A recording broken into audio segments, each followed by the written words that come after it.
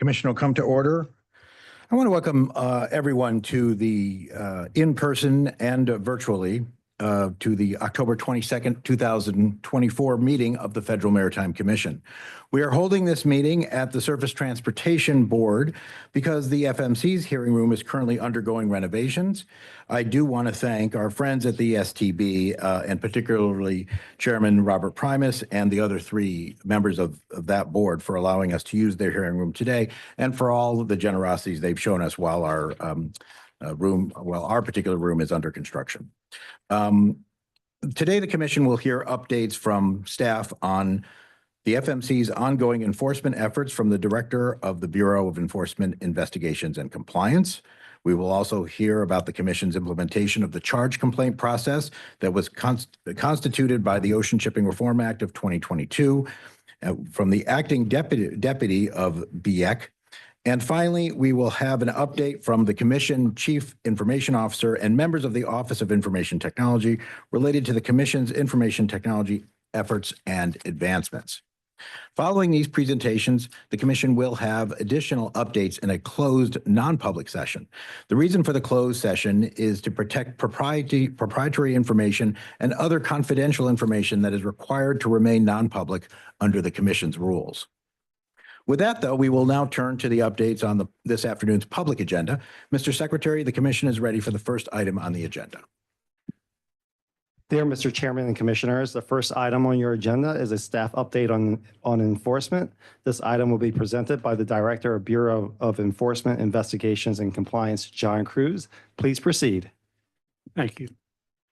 Chairman Maffei, Commissioners Dye, Bensel, Sola, and Vekich, thank you for the opportunity to discuss the Bureau of Enforcement Investigations and Compliance. It's been my privilege to serve as the Director of the BEC since May of 2023. As Director, I work with Acting Deputy Director Tara Nielsen, Office of Enforcement Director Julie Barastoff, and Office of Compliance Director Glenda Singleton. The position of the Director of Investigations is currently vacant. The Commission's priorities are clear.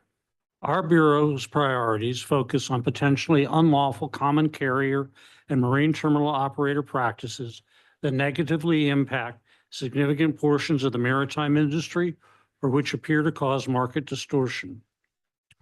The principal goal of the creation of our Bureau was to intertwine investigatory and prosecutive functions. We are working to reach those goals. To reach those goals, new processes were required.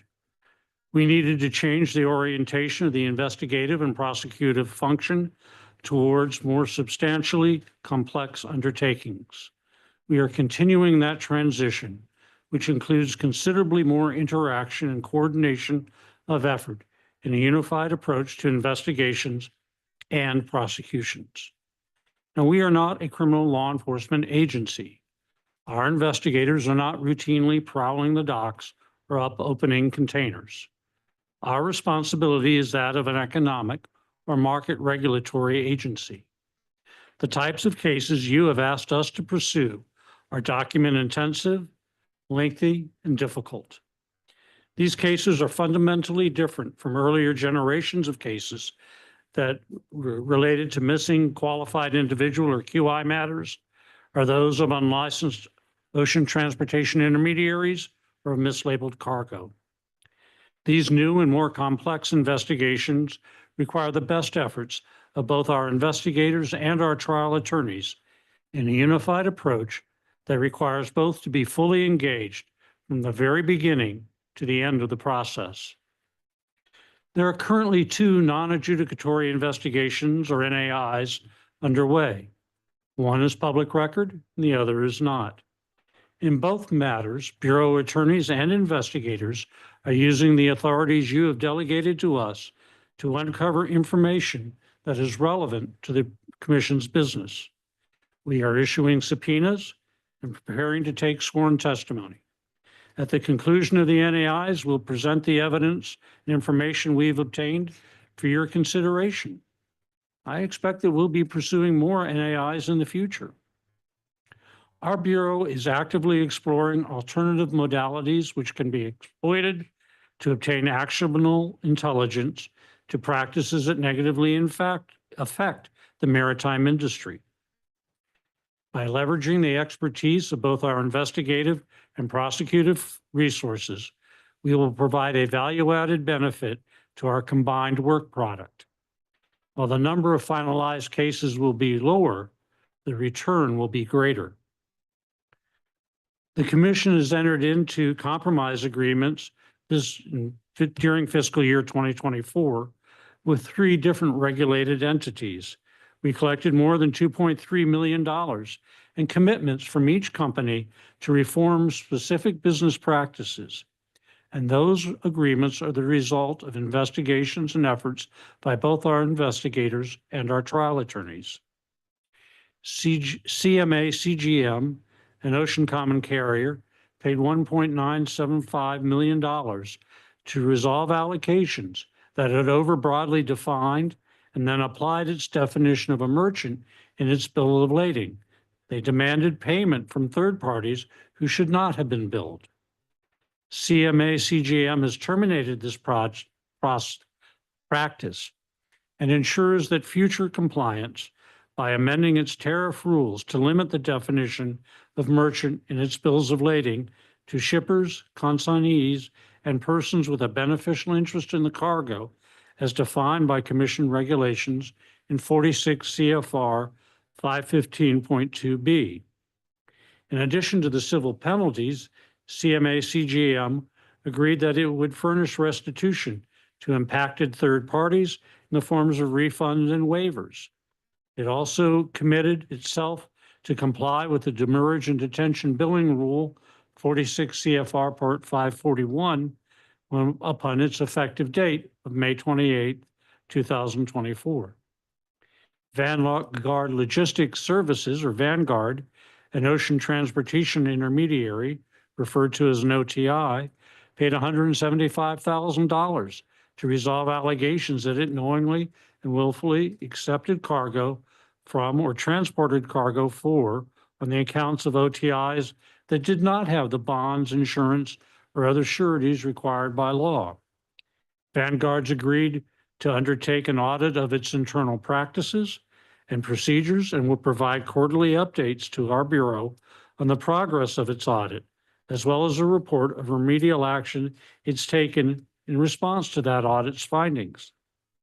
Shipco Transportation Incorporated, or Shipco, a different OTI, paid $155,000 to resolve 3 allegations of misconduct: that it knowingly and willfully accepted cargo from or transported cargo on accounts of OTIs that didn't have the appropriate bonds, insurance, or sureties required by law, that it allowed an unlicensed OTI to obtain transportation for property at less than the rates or charges that would have otherwise been applicable, and that it allowed an OTI to transport property at less than the rates or charges that would have been otherwise applicable by providing it access to service contracts of an ocean common carrier to which the OTI was not a signatory.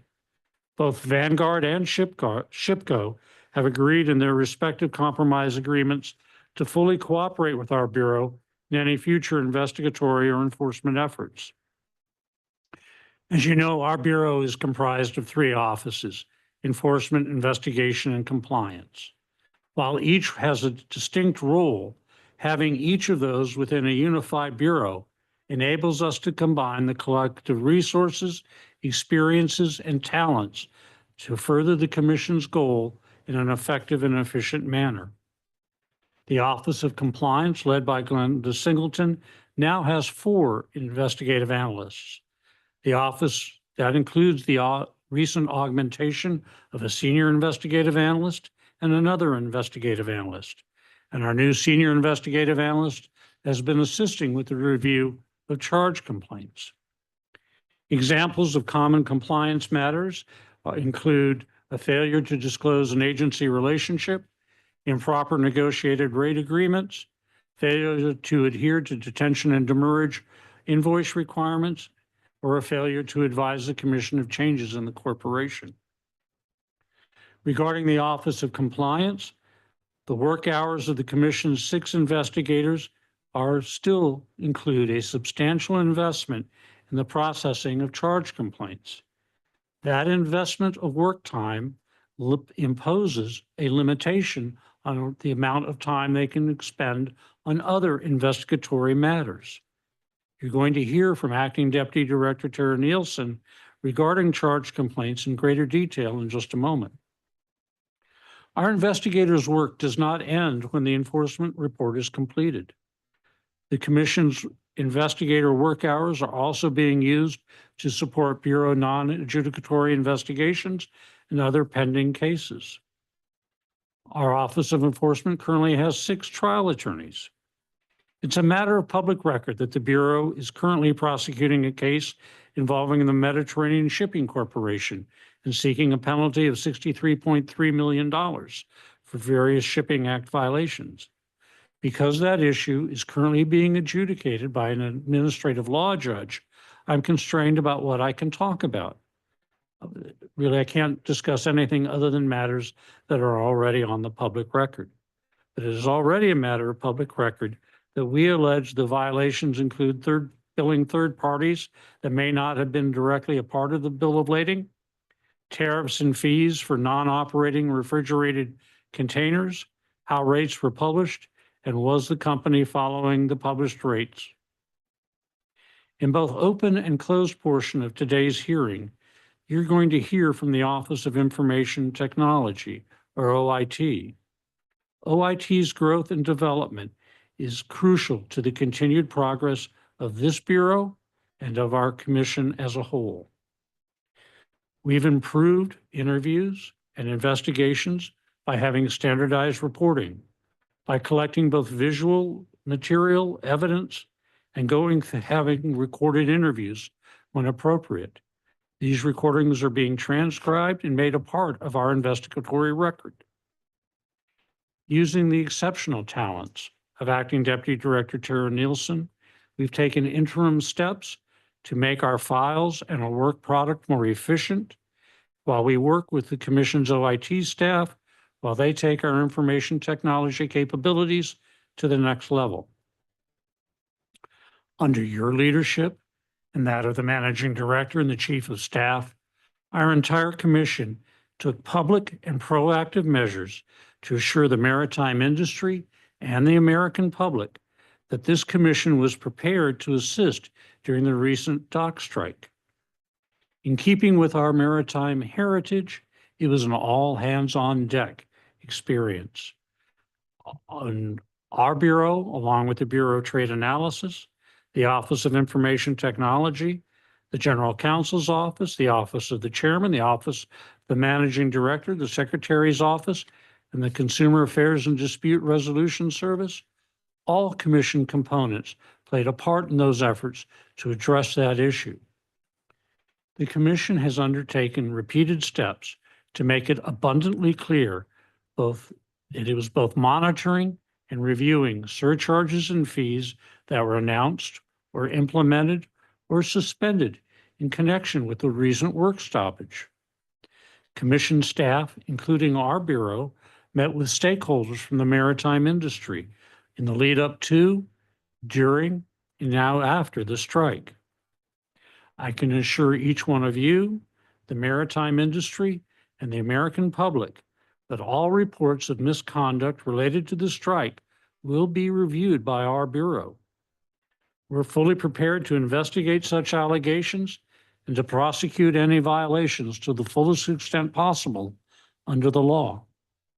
This Commission has said it before, and I'm going to say it again today. Retaliation by a common carrier or marine terminal operator against individuals or organizations who provide information or file complaints with this Commission is expressly prohibited by law. Moreover, such actions are an offense separate from other complaints about regulated entity behavior. Acts of retaliation carry serious consequences, and allegations of such conduct will be fully and vigorously investigated. Look forward to answering any questions you might have.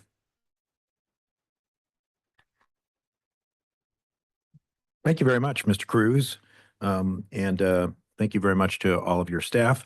I am now going to yield to my colleagues for questions or comments about the presentation. First up, Commissioner Dye. Excellent. I strongly support your work. The changes that the chairman and my colleagues and all of us have cooperated to make under our enforcement office. And I know that you realize it comes as no surprise that I received many complimentary statements from the industry on your professionalism, your even-handedness, and your effectiveness. I'm also pleased that you are looking into surcharges involved in the strike postponement, the negotiations postponement until January, because I recently sat on a virtual question and answer period. And the industry is extremely concerned about how whether or not surcharges that have been suspended, how they will be re-implemented. Is a 30-day period still required? Does it apply do the surcharges apply to cargo that's been loaded or already on the water? And finally, the effect of the invocation of force majeure and whether or not it's appropriate under these circumstances. And so I'm pleased that all of you, including BTA, the General Counsel, are looking into this. And I would encourage you as soon as possible to get out a public statement, Mr. Chairman, on this, because the industry is extremely concerned. And to head this off would be a good thing for us to do. Thank you. Thank you, Mr. Cruz, and all of your staff. Thank you, Commissioner Dye. Thank you, Commissioner Dye. We of course will put out a statement today about this hearing particularly. And as you know, and because we've run it by all the commissioners, we have put several statements out during the crisis. And as we get closer to January 15th, I suspect we will the same, because you can never remind anyone too much. I think that the laws remain in place, and we need to be there for the American importers and exporters, whatever the dispute is, they are caught in the middle. So thank you for that. Commissioner Bensel. Mr. Chairman, thank you for scheduling this. I think it's a really good time in the aftermath of some potential disruption, additional disruption. And so it's appropriate that we do this, hear from staff. And I would also like to affiliate with the comments that Commissioner Dye said. I do believe that the Ocean Shipping Reform Act of 2022 mandates that we look at charges. It says charges, the FMC shall investigate charges, and then there's language, of course, about detention and demurrage. And so I think it's critical to make sure we're assessing these. There are requirements for charges to be assessed for particular purposes and be relatively specific. So I think we need to take a firm look at those assessments to make sure. And I know a lot of them have been suspended for a period of time, but I agree with Commissioner Dye on that. And I think we need to tell the public that we're going to have to look at those. And so I did want to bring up one issue. I believe we've spoken on this before, and that's voluntary incentive payments and voluntary incentive discounts. These are discounts that are allowed under commission regulation if they are noticed in either an NRA or an NSA or on the contract itself. And you mentioned in your comment a lot of or reference to the potential that some of these transactions are going outside of the contract itself. That is, they're not part of the bill of lading or the proper contract to me, these are something that I urge you to look at it very closely, because there's only one reason people are paying someone that is not party to a contract, and that's to avoid loss. That's not to pay taxes or to do that. So this is something that is a concern. There are requirements. We've deregulated a lot of them, but it doesn't mean people can just funnel money illegally using chipping practices as part of that. So I'd urge you to continue to look at that issue to make sure we can educate the public that they have to play by rules that most common businesses would do. But good job. Thank you. We continue to work as an agency on enforcement, and I think we had to change after the pandemic because the stakes were much higher, and I think the public understands that the stakes are much higher at present. But I'd ask you just to continue to look at those issues and do what you're doing. So, Thank you, Commissioner Benson, and we will. Thank you, Commissioner Bensel. Commissioner Sola. Thank you, Mr. Cruz. Really appreciated the presentation. And I believe that, I did mention to you when you came into the office a year and a half ago that what kept me up at night was enforcement. And I'm glad to see that it does not keep me up at night. Other things do, because of the good work that you and your team have done. Very excellent record there. I do have a couple questions for you. How do you take into account when a carrier or an OTI would do a self-reporting when you're assessing fines and stuff like that? Do you have a matrix that you use, or just if you could walk me through a little bit of the process on that? Certainly, Commissioner Sola. Part of that is governed by the applicable portions of the Code of Federal Regulation, and that is something that we take into account. The assessment of penalties is not easily reducible to an arithmetical formula. It's just not. But certainly the sooner that somebody comes in to tell us about a violation, or even once we've commenced a proceeding, the faster that they fully disclose everything, the better the benefit will be. That's much like my old life in criminal work. The person that pled first tended to get the best deal.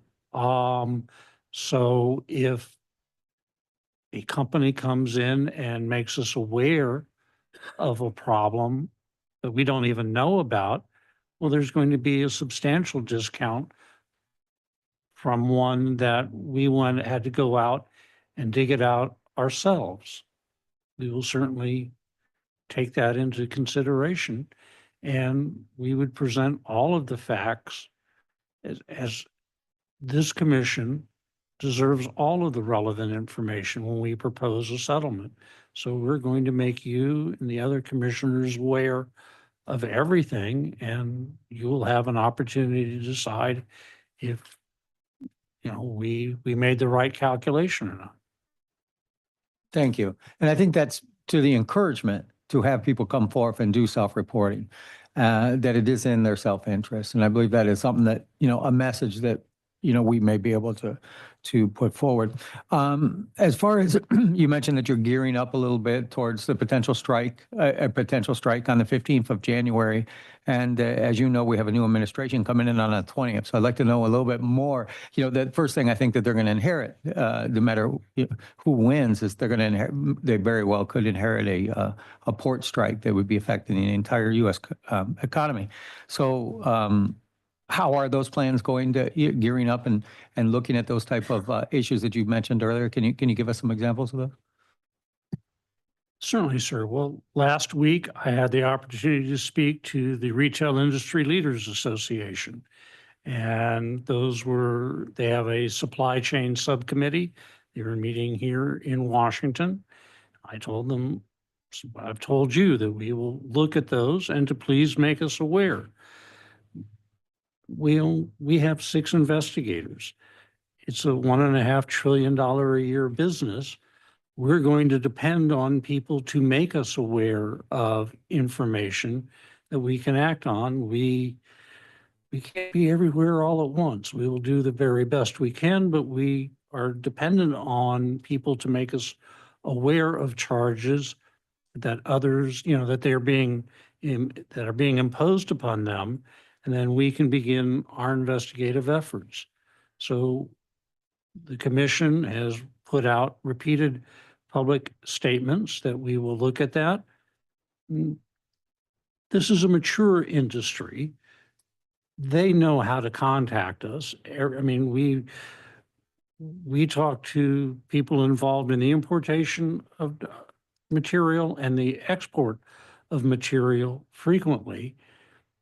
Most of them know how to find us, and their industry trade groups certainly know how to find us, and they know how to get us the information, and we will work it up. Thank you, Mr. Cruz. Thank you, Commissioner Sola. And I would note that if somehow they don't know how to find us, or if they're brand new to the business, we have a website, and it is kind of one-stop shopping in terms of being told, where to go. But even if you can't even figure out exactly where you want to go with the website, that's fine too. There's ways to communicate with us on that. It's fmc.gov. Hopefully people can make use of it. As Mr. Cruz says, we are only have so much capacity with ourselves without utilizing the shipping public for help with leads and to know what's going on out there. So we really appreciate that. Commissioner Vekich. Thank you, Mr. Chairman. Director Cruz, regarding the investigation into compliance with the cease and desist in docket number 20-14, while I still believe that it's important for us to carefully consider the safety and benefit of chassis pools in our assessment of the competitive impact and reasonableness of chassis pools, I also believe it is imperative for parties to adhere to commission orders, especially including an order to cease and desist. To that end, have you been able to obtain all the materials and information you need to determine whether parties are complying with the cease and desist order issued in docket number 20-14? And if not, what additional steps are necessary to ensure that both you and the commission are able to fully assess compliance? Thank you for the question, Commissioner Vekich. We are processing information. Some of the entities, particularly shipping corporations, have given us information. Sometimes it took a little bit of a nudge after they got the subpoena, but we've received information. We are processing that. Another entity refused our subpoena. We have made the commission aware. They're working with the general counsel's office, and that matter is being pursued in other avenues. And I think that before long, you will see additional efforts in that regard to get the information that we need. We will talk in greater detail in the closed session about what we have done so far with respect to that matter, that non-adjudicatory investigation. It's public record that we are pursuing that. We'll make you aware of what we've done so far, and nothing happens as quickly as we'd like it to, but we are working on it. Thank you, John.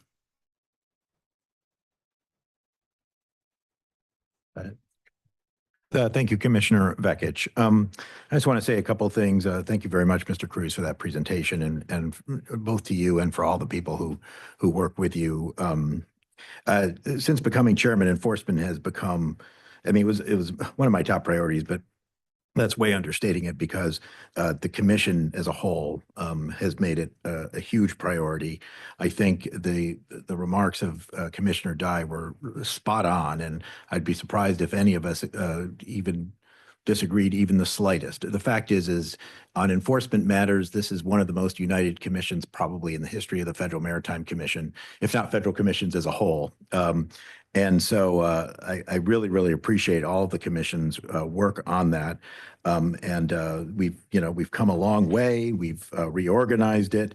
We've expanded enforcement. Of course, the Congress passed and the president signed the Ocean Shipping Reform Act of 2022, which helped us get more, both more emphasis of particular and a few more powers, but also a lot more resources to that end. So I do think it's very important, but and it's very important to keep that effort going. But I do want to compliment you and your staff for the cases that have already been processed, both because in those specific cases we've seen justice done, but even more importantly, perhaps we have set a deterrent effect that the Bureau of Enforcement, Investigations and Compliance will not simply allow violations to go uninvestigated.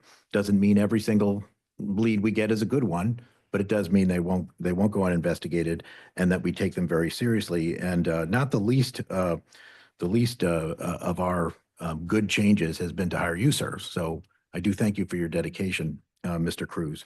I do have a couple of quick questions, but one of them I think just follows on the fact that as we are united, I do believe both houses of Congress are united in both parties, and I do hear every time I go up to the Hill, what more can we do to support the Commission's enforcement efforts? So I will ask you, like, are we still very, very short on staff? We do continue to add. What kinds of things should we be looking at as a commission, or should we be telling the Hill that they need to look at in terms of continuing but broadening your efforts? Thank you for the question, Chairman Maffei. I mean, it's a whole bureau and a whole commission effort. So our portion of the commission doesn't act in a vacuum. All of, from the General Counsel's Office to OIT to Bureau of Trade Analysis, we work as a team. With respect to our unique segment of the commission, we would certainly benefit from some additional resources, both in terms of personnel, but as you will hear in more detail in the closed session, litigation is expensive, and significant litigation is significantly expensive. So in presaging what I was going to say in closed session, a couple of weeks ago, a trial concluded in Oregon in U.S. District Court, an antitrust case regarding the proposed merger of Albertsons and Kroger. That trial took 3 weeks in front of a U.S. district judge, and 30 witnesses were heard. If 30 witnesses are heard, I can tell you from my experience, 50, 60, or 70 people were interviewed and 50 or more were deposed, because you don't call everybody as an actual witness in the trial. You all don't have the bandwidth to hear 3 weeks of testimony. Our administrative law judges do not have the bandwidth to hear 3 weeks of testimony from 30 witnesses. But to have a record that will sustain itself on appeal in front of a circuit court, our Bureau is going to have to provide you with that record. And that's going to cost money. Travel money, deposition money, all of those things. Right now, when we travel, it comes out of our litigation expenses come out of the general travel and training budget. We're going to need a discrete line item that has significantly more money so that I can go, yes, hire a $25,000 expert. I don't care. I want you to, this investigator and this trial attorney, to go there and spend a week.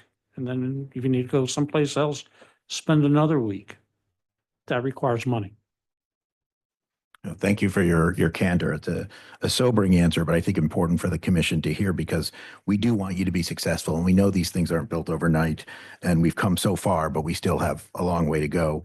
I don't think this is really a question, but I will ask it as a question. You already mentioned in your remarks how about the retaliation thing. I will say that one, Congress reiterated in the Ocean Shipping Reform Act of 2022 that retaliatory action by a common carrier, a terminal operator, or a ocean transportation intermediary against a shipper, or an agent of a shipper, or an intermediary, or a motor carrier that files a case against them, or is involved in some sort of case, as a whistleblower somehow, or uses a competitor, that sort of retaliation will absolutely not be tolerated. In my view, we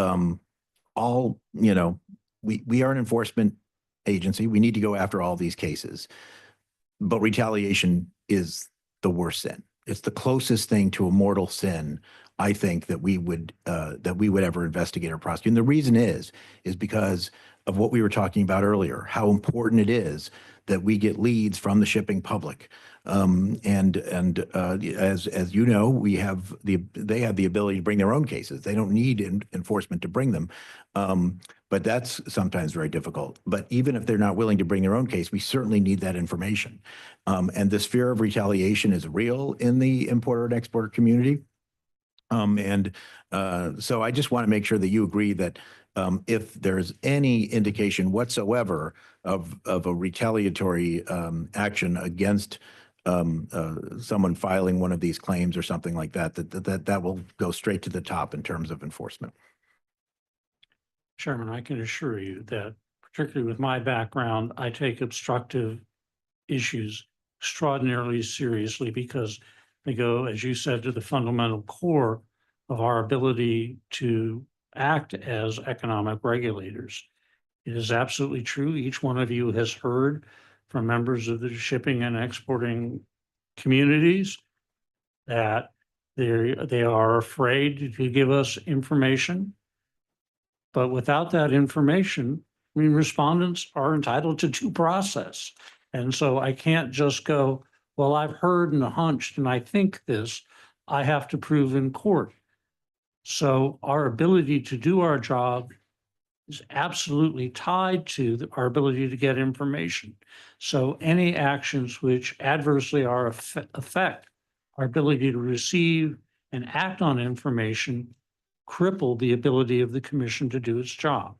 So yes, it would be our absolute priority. I thought that would be your answer, but I thought it important to ask the question. I do want to ask my colleagues if they have any additional questions or comments. No. Actually, Commissioner Bensel. did want to get our facts square, John. $1.5 trillion is the cargo that moves in. There's a $3.5 trillion of economic activity supporting that. So it's actually $6 trillion of economic activity that we regulate with six investigators. I mean, we are looking to hire some investigators at some point. So we'll get a few more investigators. So make sure it's less than $1 trillion each investigator, or half trillion. Trillion here, trillion there, and sometimes you're going to talk about real money. Okay. Thank you very much, Mr. Cruz. I really appreciate your help, and now we'll talk to your deputy. So it won't be such a big change. But Mr. Secretary, we're ready for the next item. Mr. Chairman and Commissioners, the second item on your agenda is a staff update on the status of Ocean Shipping Reform Act of 2022 charged complaints. This item will be presented by Acting Deputy Director of Bureau of Enforcement, Investigations and Compliance, Tara Nielsen. Please proceed. Thank you. And I have a presentation. If it shows up, we can use that. If not, we'll just continue. Good afternoon, Chairman Maffei, Commissioners Dye, Bensel, Sola, and Vekich. Do we want to, I'm sorry, Ms. Nielsen, why don't we pause just a second to see if we Okay. can get that presentation where. There we go.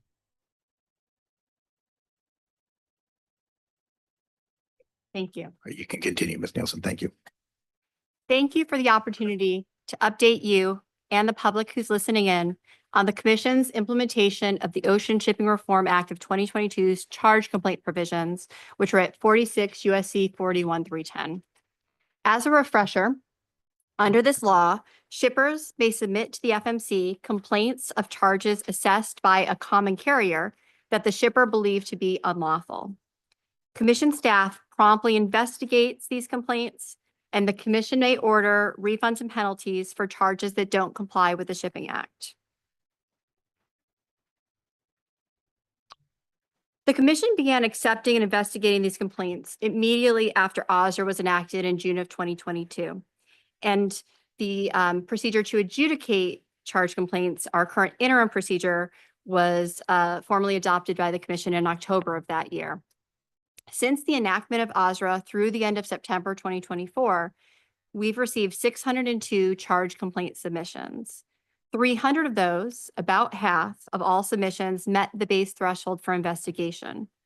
For the remainder of those 600, investigations were not opened because they concerned charges that either predated the passage of OSRA and were not allowed, or submissions were incomplete and complainants did not follow up when asked, or the matter the matter brought before us was not suitable for a charge complaint, such as charges assessed by non-common carriers like marine terminal operator charges.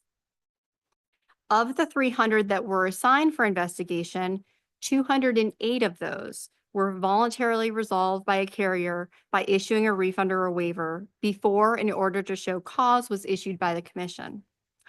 70 investigations were completed without the charge being waived or refunded.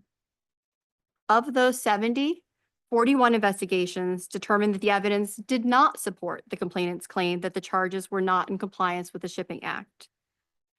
29 were closed after opening based on a further determination from the investigation that they didn't have enough information to continue, were in fact not a charge appropriate for charge complaints for the reasons we talked about earlier, or could have been a duplicate submission. The remaining complaints that were opened are either still pending within the Bureau of Enforcement Investigations and Compliance or have had an order to show cause issued. As you'll notice, these numbers don't equal 300 exactly. There are about 22 of those other matters.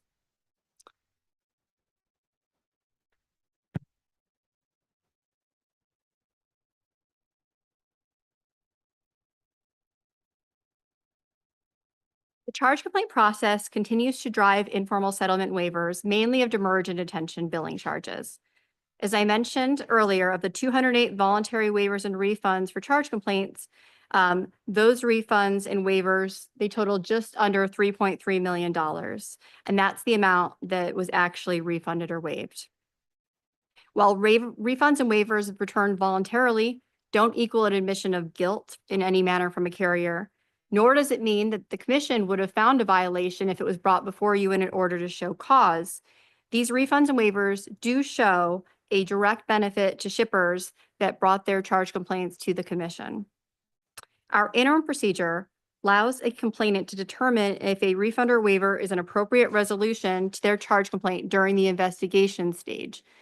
If the complainant, for example, receives a partial refund or waiver, but believes that additional charges remain that were not refunded by the carrier and are still in dispute, the investigation continues as to those additional charges. If the results of the staff investigation supports that those remaining charges are non-compliant, the Office of Enforcement will recommend an order to show cause proceeding be initiated. I think it's important to take a moment to recognize the hard work of the Bureau of Enforcement Investigations and Compliance staff. They've been on the front line of these investigations since the beginning. And that's all, as we heard, all 6 of our investigators and some staff in the offices of compliance and the offices of enforcement. These charge complaint investigations have been handled on top of the Bureau's traditional investigatory and enforcement work. All right. I want to highlight what's coming next for charge complaints at the commission now. Commission staff are currently using the experience we've gained from the interim procedure to guide the commission on what form a permanent process should take. A permanent procedure is planned to be completed through a formal notice and comment rulemaking. And we will encourage the public to participate and submit comments to help us craft the best procedure going forward. Our work on that rulemaking will be commenced soon, likely in early 2025. We will announce the request for comments on our website when the time comes.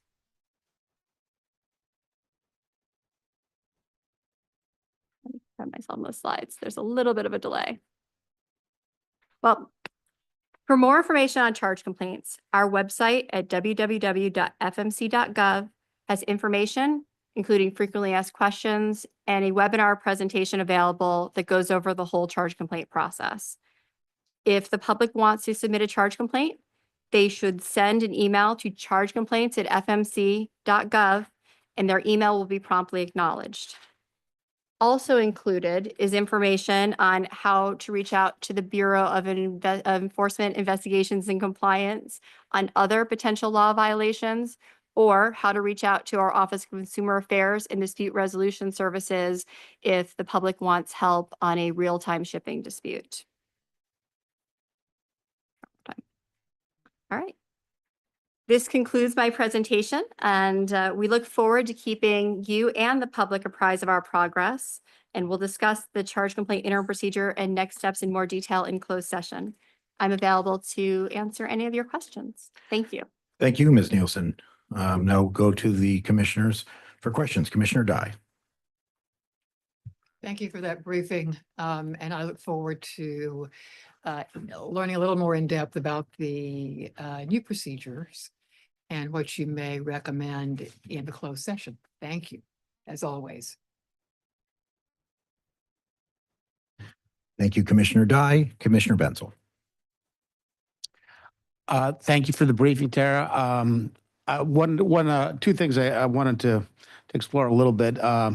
While we talk about the charge complaint process is a subcategory of claims that can be brought under the Shipping Act. So could you just give a little distinction between the two, because there's still avenues to pursue claims that are not charge complaints? Yes, absolutely. So the bucket is not small for what could fall under a charge complaint, but it does need to be a charge that was assessed by a common carrier after June 16th of 2022, right? And there are express provisions, right? If it's a demurrage detention bill, if it's a surcharge, those would fall under charge complaints right now, or other charges that the common carrier pursues, and we would look at those. But yes, anything, if somebody thinks this might be a charge complaint, they can certainly, as we've seen, contact us and we will let them know if this is an appropriate avenue. If it's not, we tell them of the other ways they can get assistance. And if they want the commission to rule essentially on their complaint, they can bring it through formal proceedings, or they can bring it through the small claims process, or they can go to caterers and ask for an informal dispute resolution. They really do have other avenues at the commission for those charges. Second question is refunds and waivers. So I wanted to find out a little bit more about a refund. I presume is what someone who's come in and says, I've paid this and I wanted to get all my money back. A waiver would be a situation where the carrier provided some amount of payment, short, I guess, of the total refund. And they've agreed to waive the potential claim against the carrier. Do we keep track of the difference between when a complete refund has been made and when a waiver is offered as the alternative? So that is a really good question, Commissioner, because I think we haven't focused on that in our what's available online. So a refund is something if you've already paid it. A waiver is just saying you've gotten this charge, right? But we will forgive it. And you've never, and the complainant has never actually paid that charge. So we keep track of them together, both refunds and waivers, for the actual amount that was refunded or waived in the process. So it might be something that we look forward to in the next round, because obviously there's been allegations before that the carriers enjoy a predominant position in this, and sometimes waivers may be accepted when they're not truly reflective of the costs of an unreasonable action. So, but anyways, that's just something for thought. Understood. Thank you. Thank you, Commissioner Bensel. Commissioner Sola. Thank you, Ms. Nielsen. I think that there's no better measuring stick than giving people back their money. And $3 million to date, I think, is a great success. And this has been a wonderful program. I look forward to hearing more in the closed session following the lines that Commissioner Bensel was asking about. But to follow up on one of his questions, I thought was very interesting, is it seems that a complaint or a dispute can be filed in many different places here in the commission. Are there some that are happening simultaneously, that maybe they're in caters and they're also with this program? Another good question. It's very possible that a complaint could be concurrently within caters and within charge complaints. We ask the public, if you're going to file a charge complaint, please let us do this piece, because we don't want overlapping duplicative work on our commission resources, which we noted are limited. But also, we don't want to confuse the people who are bringing the complaints and the carriers and reaching out in multiple avenues. And they said, didn't I talk to you about this? It would be best if they choose one path. And we normally, when they come in and get assigned to an investigator or the investigative analyst, they reach out to the complainant and have that conversation about what they're going to do next and what the process looks like.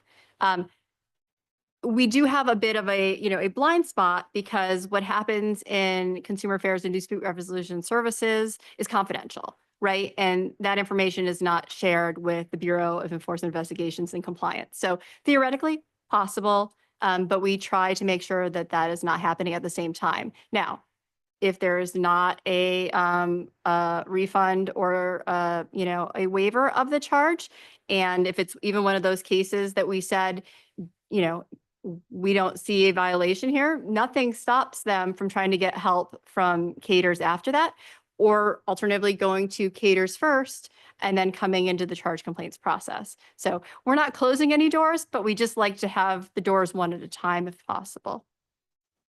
Following up on that, where do you believe would be the first point of contact at the FMC for a possible charge? My email address, charge complaints at fmc.gov is where to go for a charge complaint. However, if that's at all confusing from the website, or they send it to other email addresses such as complaints@fmc.gov, it will get to us. If they say charge complaint, those are the magic words. We will work on it. Thank you very much.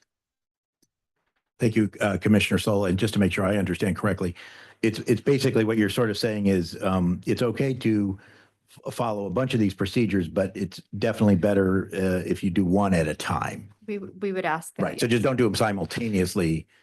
It's not illegal to do it simultaneously, No. but it would get confusing. It's probably better for the complainant as well.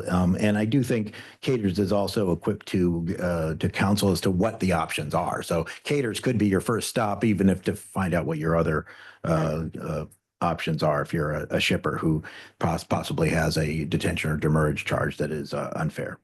So thank you again to Commissioner Sola, and we'll go to Commissioner Bekich.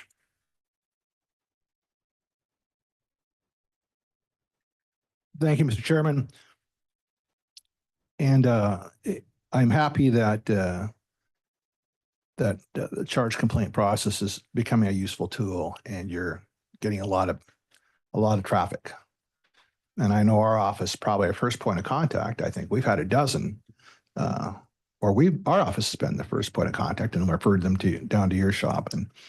And so, but the numbers just don't tell the whole story, it would seem to me, because it's definitely, we're seeing a change in carrier conduct, and customer services seems to have been rediscovered, and it's been commented on to me by many carriers and shippers for that matter. So, which I think is dispute resolution. The best part of a dispute resolution is if it avoids disputes and doesn't have to be formalized. And so I think it's getting the job done and doing it as being very useful. And but I appreciated your comments and the numbers, and looks like there's more to come here. That's resulting in harmony, which is not a word you associate with the maritime industry.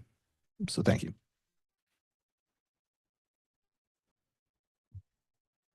Thank you very much, Commissioner Bekich.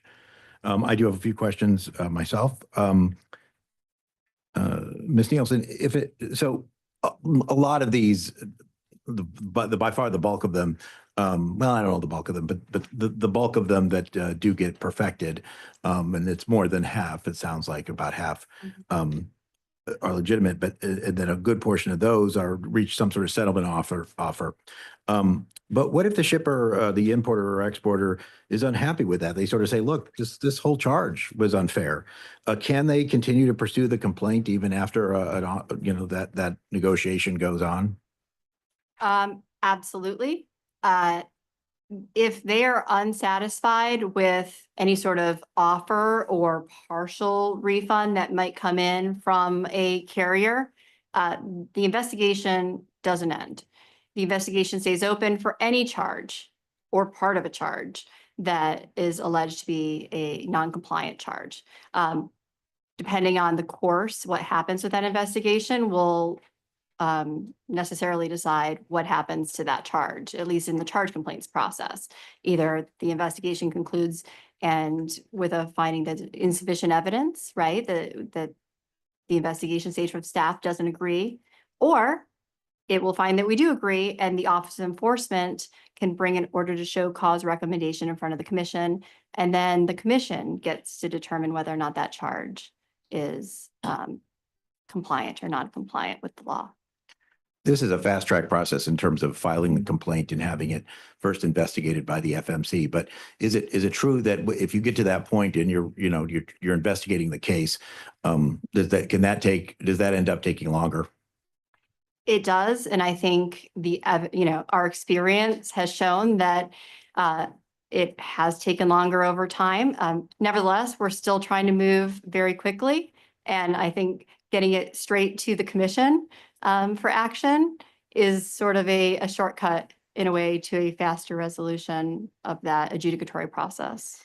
Yeah, I mean, what the law says is that the commission determines if the commission determines a charge does not comply with sections 41104A or 41102, the commission shall promptly order the refund of charges paid. This may be a question for you, Ms. Nielsen, or for the general counsel, Mr. Huey, but do we have to follow the Administrative Procedures Act and all that other stuff? Is there anything in this law that allows us to sort of, just jump to the conclusion and sort of say, look, we know this charge is wrong? I mean, can we fast track that part? All of the protections that apply to make sure that a process is appropriately conducted pursuant to constitutional due process rights and the statutory requirement for notice and an opportunity for hearing apply to this process as well. So the interest that the agency has in ensuring a fair resolution and protecting the carrier's side of the story as well applies to charge complaints as much as it applies to more traditional complaints. So what you're saying is this can be a fast process to an extent, but at the end of the day, it still has to follow any other rules of U.S. jurisprudence in terms of its resolution. We can't act on preponderance of the evidence or without do all that proceeding and allowing them to do discovery and that sort of thing. I think evidentiary standards would be the same. One of the processes that the agency has been engaged in since OJR 2022 was passed is finding what is the difference between a charge complaint and a traditional complaint, because a lot of the same things do apply, but not all of the same things apply.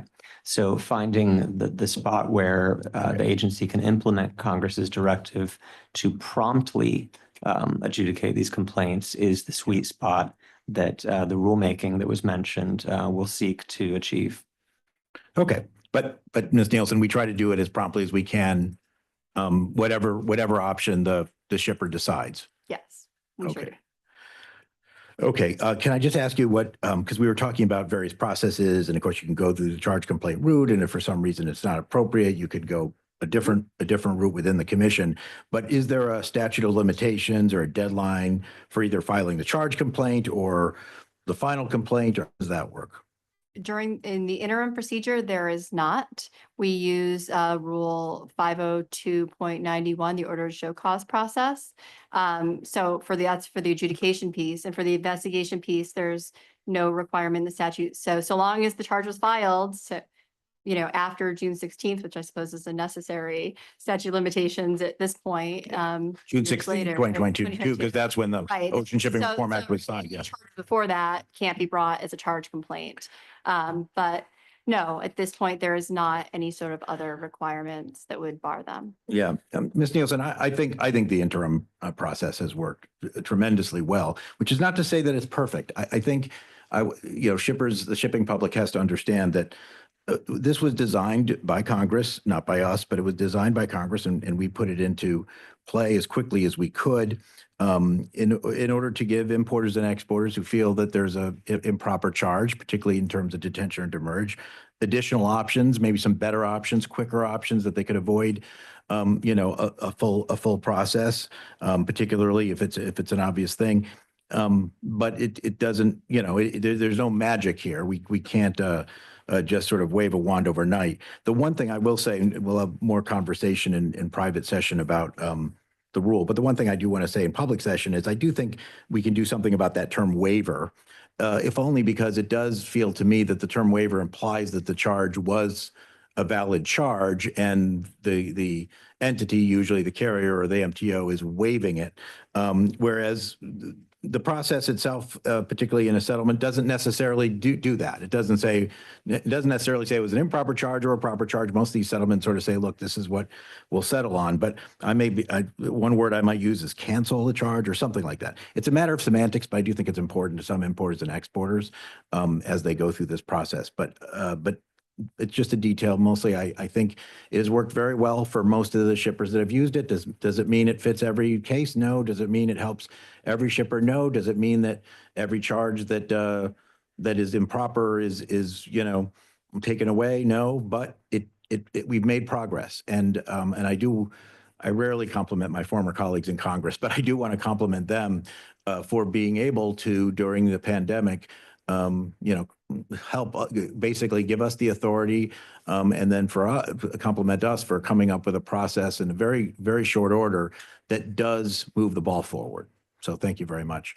Just quickly, any other questions on this or comments? Mr. Bensel.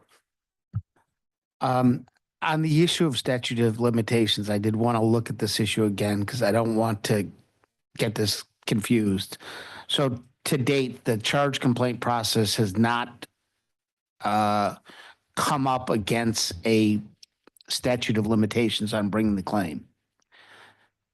I think what's 2 years is a regular statute of limitation on detention and demurrage claims.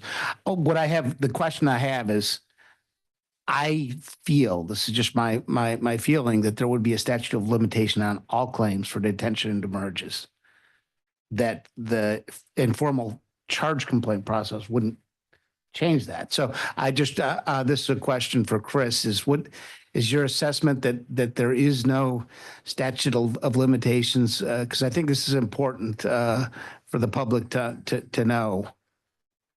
So it is a tricky question of statutory interpretation, and I think the rulemaking will be able to flesh this out. But if you look at the text of the statute, the traditional complaint mechanism under 41301 has a statute of limitations of 3 years in order to seek reparations, although that only applies to a claim of reparations. So, for example, an entity could seek a commission finding that an act was violative of the Shipping Act and not seek reparations, and there's no statute of limitations on that. There is a 3-year statute of limitations for reparations. The charge complaint section that was added under OSRA 2022 at 41310 does not have similar language about a period of time during which a shipper could seek a refund. And it's important, I think, in looking at the statutory text, that section uses the term refund instead of reparations. And with that distinction in mind, and with the absence of any period stated in that section, it may be that there is no time bar on bringing a claim under the charge complaints process for a refund. But that's something that the agency is going to have to explore in the rulemaking process. Thank you very much, Commissioner Bensel. Ms. Nielsen, I hope you'll pass to the staff that's worked on this charge complaint process our thanks and job well done, and to you as well. So thank you very much for your presentation and for all your work on this process. Thank you, sir. Mr. Secretary, we're ready for the third item on the agenda. Mr. Chairman and Commissioners, the third item on your agenda is a staff update on Federal Maritime Commission Information Technology. This item will be presented by Chief Information Officer Mohammed Ali Uzman, Director of Information Technology, Edward Anthony, and Supervisory IT Specialist, Application Development, Trina Evans. Please proceed when you're ready.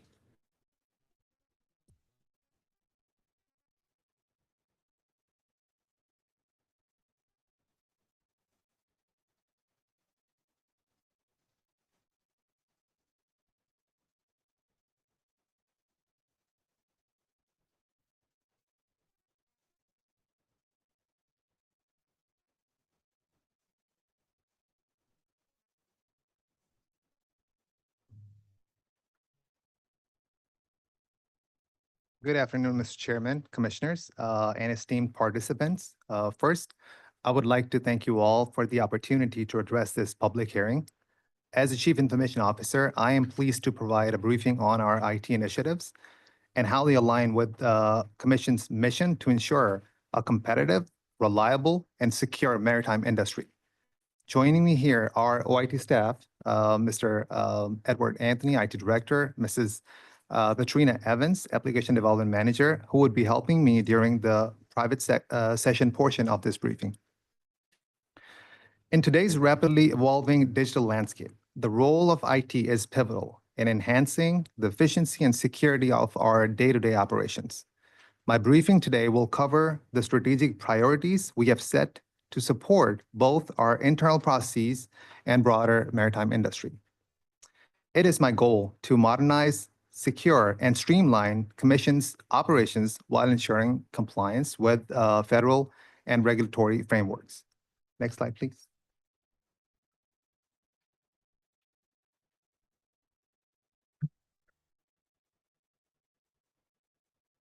The agenda for today's open session is to provide overview of Office of Information Technology, how federal laws and mandates affects OIT and mandates its initiatives, role of OIT in support of the mission, and lastly, the CIO priorities that OIT is working diligently towards.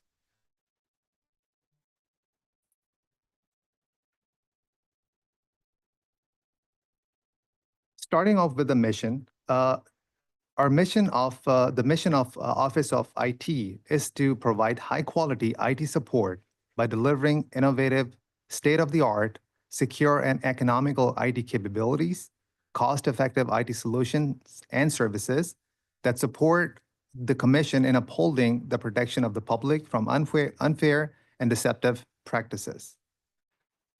OIT performs some core functions that include IT infrastructure and network management, cybersecurity and risk management, application development, management and support, help desk and end user support, data management, and procurement and vendor oversight. Together, these functions align technology with the business needs and support the mission of the Commission. Next slide, please. As part of our responsibilities in OIT, we must ensure full compliance with key federal laws and regulations that govern technology and information security. These laws help guide how we protect our data, manage our systems, and deliver services efficiently. Some of those most critical regulations include FISMA, which is Federal Information Security Modernization Act, which requires federal agencies to implement an information security program to protect IT systems and data against threats. Clinger-Cohen Act of 1996, which mandates federal agencies to implement effective IT management practices focusing on performance and accountability in IT acquisitions and operations. Paperwork Reduction Act of 1980 and 1995, which requires the agencies to minimize the burden of information collection from public and ensure efficient management of IT-related data processing. Government Paperwork Elimination Act of 1998, which encourages the use of electronic records and signatures to reduce the need for paper-based processes in federal agencies. Freedom of Information Act of 2000, which allows public to request access to federal government records, requiring IT systems to facilitate the storage and retrieval of such information. Evidence-Based Policy Making Act of 2018, which promotes the use of data and evidence in policymaking by enhancing agencies' ability to manage, share, and secure data across IT systems. And Open Government Data Act of 2018, which requires agencies to make government data open and accessible to the public through standardized and secure IT systems. By adhering to these laws, we ensure the integrity, security, and accountability of our IT systems while serving the Commission's need. Next slide, please.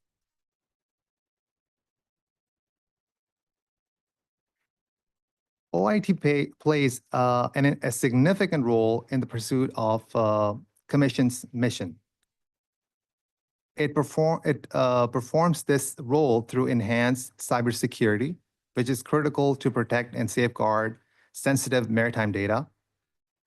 It supports the agency through IT modernization, which directly supports FMC's regulatory mandate to ensure fair competition and protect U.S. trade interests. And an example of which is recent website modernization of fmc.gov, which we did in collaboration with GSA Center of Excellence. And lastly, the data-driven insights and digital transformation, which improves operational efficiencies, enabling the Commission to respond to industry's need more effectively. This work and the role that we play as an Office of IT ensures that technology is not just a support function, but a driving force behind fulfilling our mission and achieving our strategic objectives. Next slide, please. As a newly appointed CIO, I have outlined several key priorities to align IT with the Commission's mission and ensure we continue to advance in critical areas.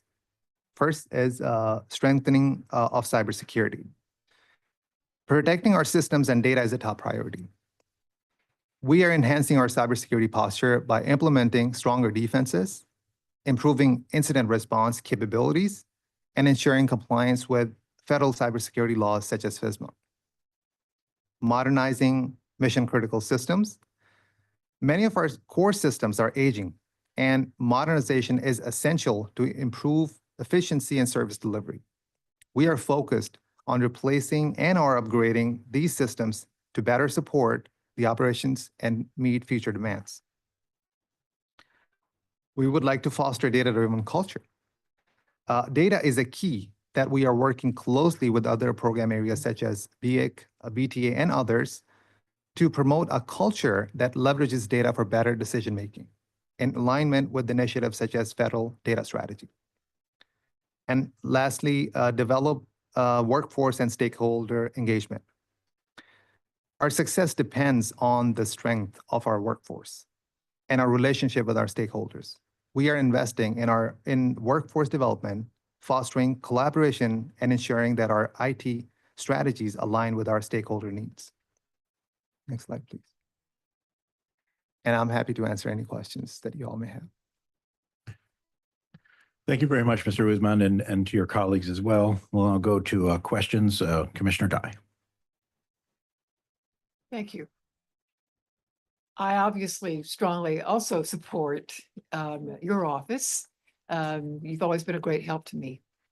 And although it shows that I'm not really up to all IT speed, I appreciate the information.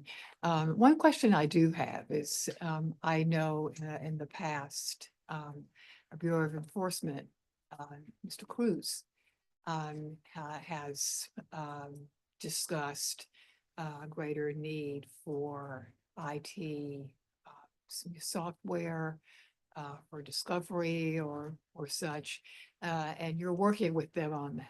Is that correct? That is true. That's We are great. closely working with them on that. That's great. I appreciate that. Good day. Thank you, Commissioner Dye. Thank you, Commissioner Dye. Commissioner Bensel. I would emphasize the strain that I put on your IT department as a person who doesn't quite get everything that you need to get for technology, but really appreciate the cooperation that your department provides to our agency. It's critical stuff. So thank you. Thank you, Commissioner Benson. Thank you very much, Commissioner Bensel. Commissioner Sola. Yeah, Mr. Usman, Mr. Anthony, Ms. Evans, what a pleasure to have you up here today. I really enjoyed that. And I appreciate all the work that you do. I know that you have staff in my office right now, changing out and updating me as we speak. To touch on what Commissioner Dye stated, and I think that I've been pretty vocal about that, during COVID and we were looking at a lot of complaints that were coming in and we were tracking those in Excel. And, there's help desk software out there that could really streamline that process and definitely highlight some of the things. And I know enforcement is very vocal on having some software, and I believe also a court management system would be good for us. So I believe that we have the foundation in place now, and now we can just be more effective, and now we can be more efficient with some of these software. So with that being said, do you feel that we are in a comfortable position to explore some of those options? Absolutely. As a matter of fact, I mean, the modernization that we have planned for, I believe, things like that, which is critical to our mission, are going to be part of that modernization. And like I said earlier, that we will be working very closely with our mission critical components to make sure that they have everything that they need to pursue the mission of our commission. And to follow up on that, how are you with staff? Because some of my greatest friends that I had in the FMC were in your department, and they have retired or moved on. So how are you with your staffing there? So we are on the higher side of staffing when we talk about a support group, but when we see the functions that are out there and different things that we have to do, we are trying to add more to it what we currently have. Not just that, but we are also looking for some contracting support to help us with some of the initiatives that we are starting. I plan to kind of cover some of that during our closed session. Yeah, I believe finding the right people is always the most difficult thing in anything that we do. So I look forward to the closed session. Thank you very much, all three of you, for being here. Thank you, Commissioner Sola. Thank you, Commissioner Sola. Commissioner Vekich. Thank you, Mr. Usman. I'm also would probably echo my colleagues' comments, and going last, I think they've covered the bases. I look forward to the closed session, but generally, we're frequent customers of your department, and our needs are always met. Sometimes I need to be retrained numerous times, but our needs are always met. So, and I appreciate that. But generational change is tough. So I'll say that. But I think you're keeping the agency functioning, and keep up the good work, and look forward to more and better and more. Thank you. Thank you, Commissioner Vekich. Thank you, Commissioner Vekich, and echoing some of the things that you probably heard, Mr. Usman, I want to thank you and your staff, particularly Mr. Anthony and his help desk staff, for, we'll just say, an unusually high number of IT user needs coming from the appointed members of the Federal Maritime Commission staff.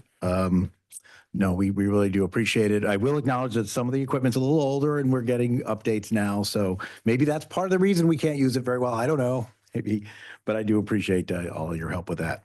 On a far more serious note, I do want to ask, and I know we can talk about this more in a private session, but the thing that does keep me up at night is probably cybersecurity. And it's not specific to FMC or even specific to government, but there are a tremendous number of cyber threats. They're not all necessarily aimed at us per se, but they do come. And so can you just go through, what kinds of measures we've already put in place to make sure our data, particularly proprietary data from regulated entities or data from, complainants is secure?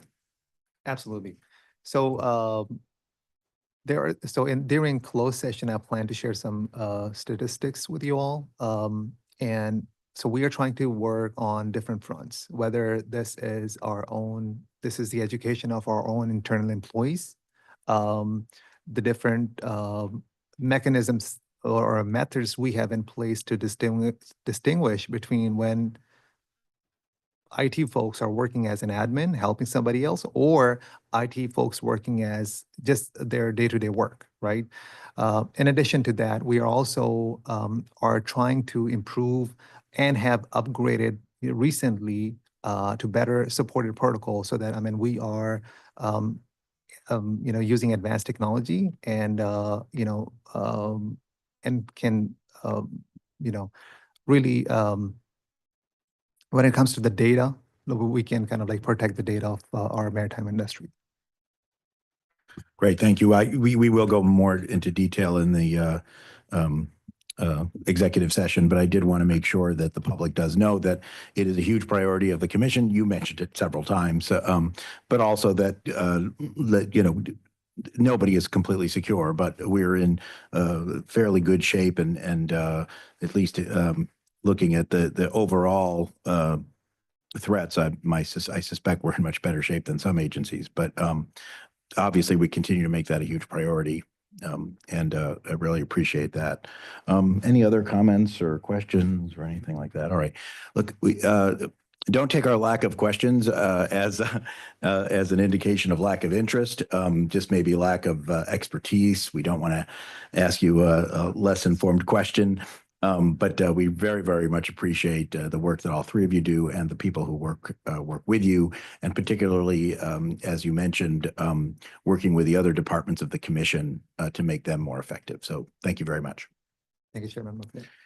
Okay, I have to find my script again.